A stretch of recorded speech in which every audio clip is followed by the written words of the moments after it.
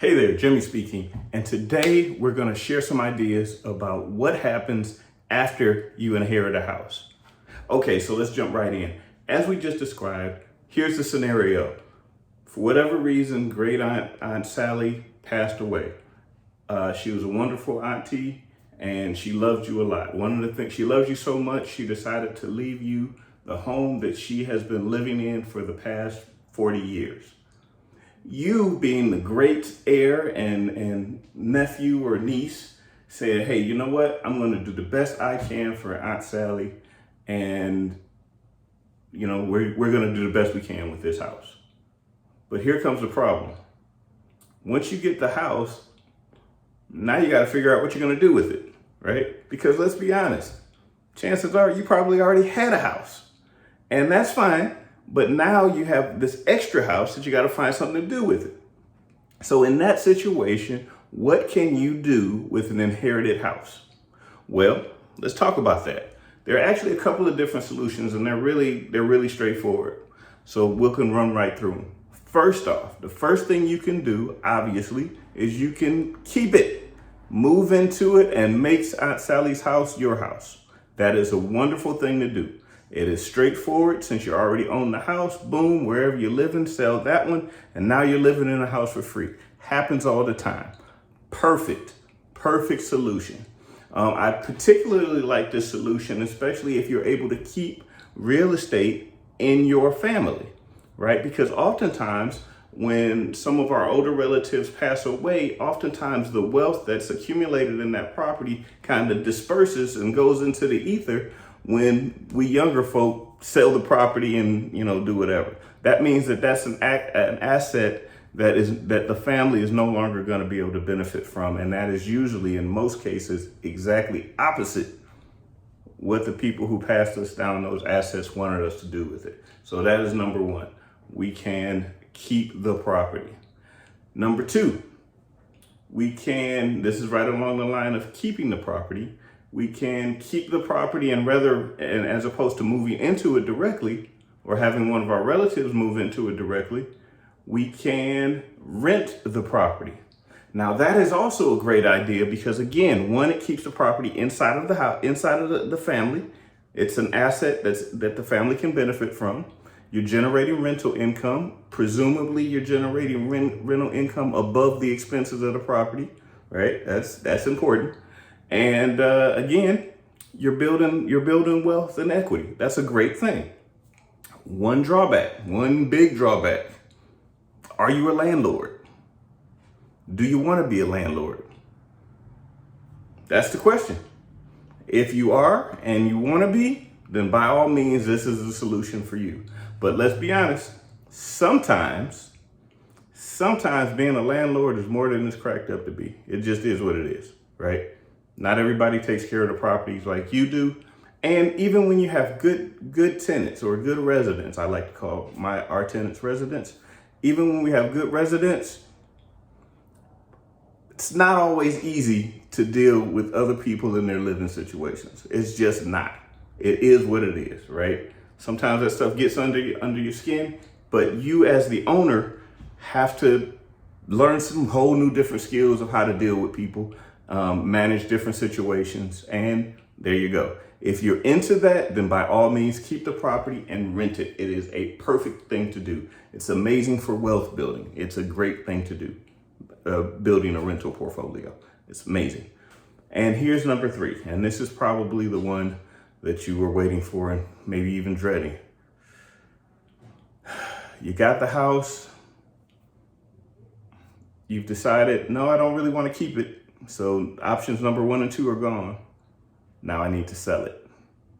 Okay, so here we come. Now, depending on the condition of the property, you're gonna have some options. So let's say for instance, or actually not only condition, depending on the condition and your time frame of when you wanna sell the property, you're gonna have a few options. So let's go over the most often used option. The most often used option is to go grab your local realtor and bring them in and have them list your property to sell to the broader public. About 90 95 to 97, I've seen statistics that say both of all especially single family real estate property sales are done through realtors. And there's a reason that you use realtors, right? That is one of the big ones.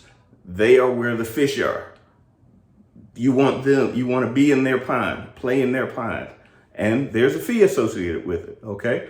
We're not going to go into we're not going to talk about any commissions or anything, but suffice it to say that you'll be paying for their ability to, one, market your property successfully, and two, allow you access to their pool of buyers and sellers. And well, you're looking for buyers. Okay, that's one. Or two, you can always sell the property yourself, right? FISBO, everybody does it, right?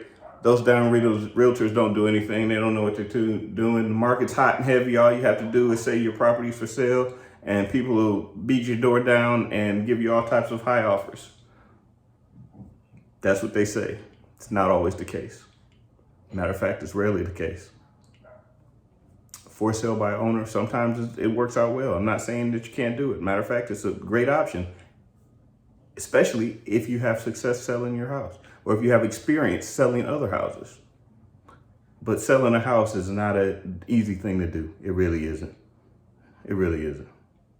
So I don't really suggest that one, but if that is in your wheelhouse, by all means, knock it out. Or three, and this is the option that is often taken, especially by people who have properties that they just really don't know what to do with, and that is to sell it to an investor. Selling it to an investor would mean this. The investor would come in, would come take a look at your property, and they make you a fair cash offer, oftentimes based on the condition of the property.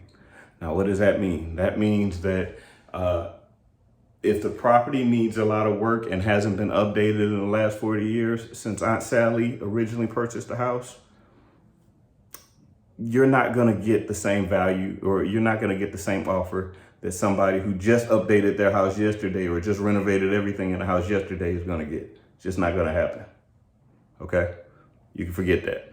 But what the investor will do is they'll make sure that they're purchasing the property or giving you an offer to purchase the property that is fair for the condition of the property that it's currently in. The best part is they can usually close the deal when you want to close it, and you're not going to need to make any type of repairs, renovations, or even sometimes we even pay the closing costs, meaning that you get the maximum amount of money out of the property, period. Oftentimes we can get everything done within as little as 30 days. That's huge, right? So those are your options. One, keep the property, keep it in the family. Two, keep the property, rent it. Also keep it in the family. Or three, sell it. And when you sell it, you've got those three different options. Sell it with a realtor, good choice. FISBO, yeah, it's a choice. Or three, sell it to an investor.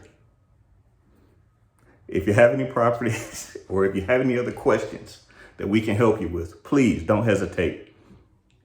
Drop us a comment below or pick up the phone. Talk to you soon.